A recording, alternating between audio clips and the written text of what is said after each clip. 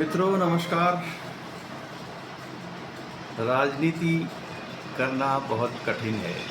लोग कहते हैं, हम भी समझते थे कि राजनीति बहुत आसान होती है, लेकिन लोहे के चने चबाना के समान ही होती है राजनीति। एक बड़े अध्येता और ये अपने इसके प्रतियोगी परीक्षा ये सिविल सर्विसेज के लिए पढ़ाने वाले बड़े अच्छे प्रोफेसर हैं विकास दुबे कीर्ति। उन्होंने भी अपनी समझ से ये कहा एक दो बार कि राजनीति बहुत कठिन काम है, इसको हर कोई नहीं कर सकता। वे कहते हैं कि मैंने पहले ये सोचा था कि इतना आसान काम है, राजनीति के लोगों को बुरा भला करना कहना भी बहुत आसान है। तो उन्होंने सोचा कि मैं भी करके देखता हूँ राजनीति कैसे होती है। एक आध बार उन्होंने कहीं लोकल लेवल पर राजनीति की और हार मान करके उन्होंने बैठ गए, अभी अपने बस का नहीं है। और ये लिख दिया उन्होंने, जैसे कहते हैं ना किताबों में लिख दिया कि राजनीति बहुत कठिन काम है, हर किसी के बस का नहीं। राजनीति की शुरुआत ही व्यक्ति को अपमान से, बेइज्जती से, जूते चप्पल घिस जाए इस तरह की मेहनत से शुरू होती है। आदमी पार्षद से शुरुआत करता है राजनीति में, कह सकते हैं। तो पार्षद भी कितने लोग बनते हैं, हजारों लाखों लोग राजनीति के झंडे उठाते हैं, नेताओं के आगे पीछे घूमते हैं। उनमें से कुछ एक भाग्यशाली लोगों को पार्षद बनने का मौका मिलता है। पार्षद बन गए, मेयर नहीं बन पाए, उसकी जद्दोजहद में लगे रहते हैं बेचारे। अब कभी मेयर भी बन गए, फिर विधायक के सपने देखने लगते हैं, चलो विधायक बन जाएंगे। चलिए विधायक भी बन गए, फिर मंत्री बनते हैं कि नहीं बनते हैं ये भी मतलब भविष्य के गर्भ में छिपा है। और राजनीतिक के बड़े आकाओं की कृपा पर निर्भर है कि आप मंत्री बनते हैं। मंत्री बन गए तो मुख्यमंत्री का नंबर है साहब, जीवन भर मंत्री ही बने रहते हैं कई लोग। तो कई बार मंत्री बन जाते हैं लेकिन मुख्यमंत्री नहीं बनते। मुख्यमंत्री तो वही भाग्यशाली आदमी बनता है जिसके भाग्य में ऊपर लिखा है, चाहे वो किसी नंबर पर हो, एक नंबर पर हो, राजनीतिक पार्टी में 16 नंबर पर हो। किस्मत का ताला यदि खुलता है तो इसलिए मुख्यमंत्री होता है। कई उदाहरण है इसके। अब देखिए, राजनीति में घिस के कोई ये समझिए कि राजनीति में कोई मिनिमम क्वालिफिकेशन नहीं है कि इतना पढ़ा होगा वही आदमी राजनीति करेगा, वही पार्षद बनेगा, विधायक बनेगा, सांसद बनेगा, मंत्री बनेगा, प्रधानमंत्री बनेगा। पढ़ाई लिखाई तो इसमें क्राइटेरिया नहीं। अब चूँकि क्राइटेरिया नहीं है, जो तिकड़मी आदमी है या किसी एक समाज विशेष को प्रतिनिधित्व करता है और वहाँ कोई बड़े नेता नहीं है, या किसी स्टेट का राजा रहा है, वो आज भी राजा महाराजा अपने आप को राजा महाराजा ही मानते हैं, राज तिलक भी करते हैं, आपको देखा ही होगा। हालांकि लोकतंत्र में राजा रहे नहीं, अब न राज्य रहा, तो जनता ही महाराजा है। लेकिन फिर भी लोग अपने पुराने दिनों की स्मृतियों को, इतिहास को संजोने के लिए या उस साम्राज्य की स्मृतियों को कायम रखने के लिए अपनी गड़ियाँ सुरक्षित रख रखी है लोगों ने, और राजमहल सुरक्षित रख रखे हैं, और राज्याभिषेक के इस तरह के उपक्रम करते रहते हैं। व्यवहार में भी वो वैसे ही प्रकट करते हैं कि राज परिवार से हैं, उनके घरों में आप कभी जाएंगे या उनसे संपर्क करेंगे तो बोलचाल में भी वो बाकायदा उसी तरह की मध्ययुगीन परंपरा का निर्वहन कर रहे हैं।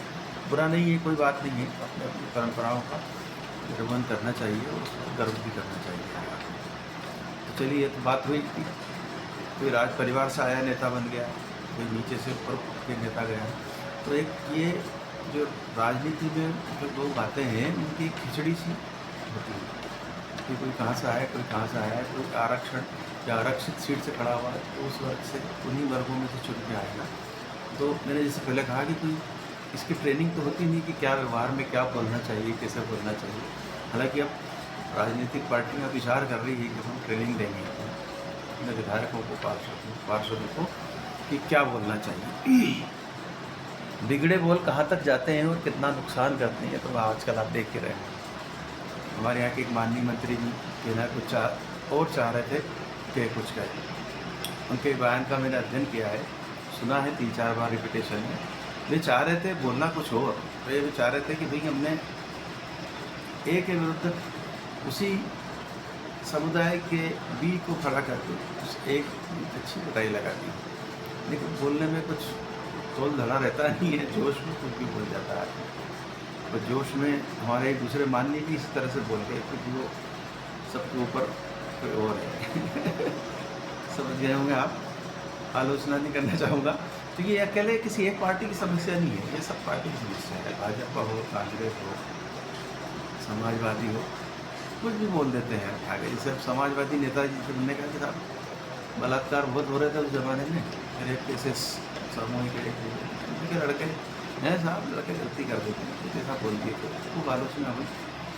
बोलने के पहले सोचने का रिवाज नहीं है नेता के, आप मान के चलिए ये बिल्कुल डिप्लोमेट तो होते नहीं हैं, पॉलिटिशियन होते हैं। तो पॉलिटिशियन तो तत्काल ही जो मन में आया वो प्रतिक्रिया व्यक्त कर दी और आगे बढ़ गया।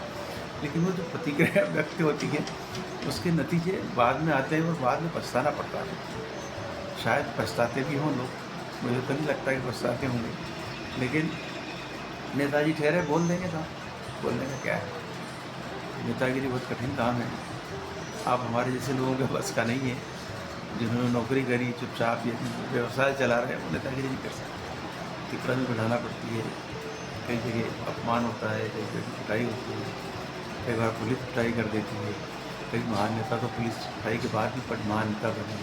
वो याद करें आज पुराने दिनों को, तो पुलिस को निकाल बाहर करें कि आज जिन पदों में बैठे हैं यदि वो, तो ये सब चलता रहता है। समभाव में लेते हैं, कोई जब थे जब हुआ, आज नहीं है तो नहीं हुआ।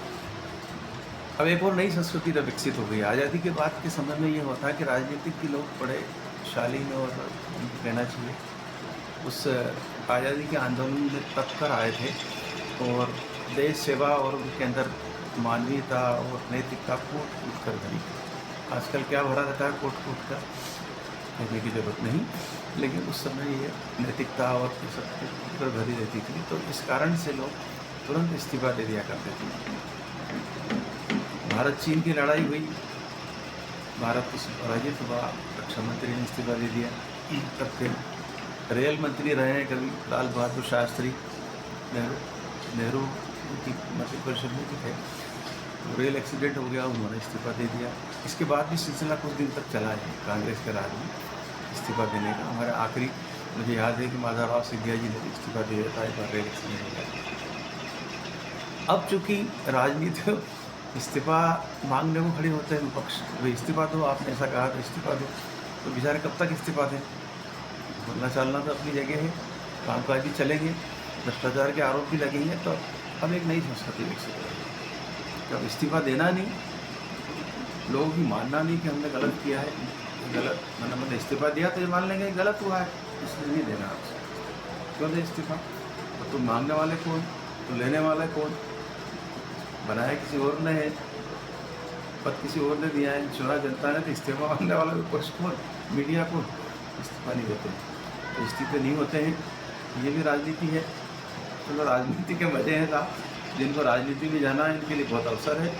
कुछ काम नहीं है तो राजनीति करें और तमाम बाधाएं दूर करते हुए तमाम तरह के अपमान, पिटाई, जेल यात्राएं, पुलिस की धमकियाँ, आपसी संघर्ष, सबको पार पाते हुए यदि राजनीति करना चाहते हैं तो आप जाइए, राजनीति में आपका स्वागत है, आप ऊँचे पद से नवाजे जाएंगे।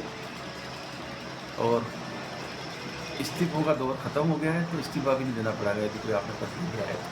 आज बस इतना ही। नमस्कार, अभिषेक भाई।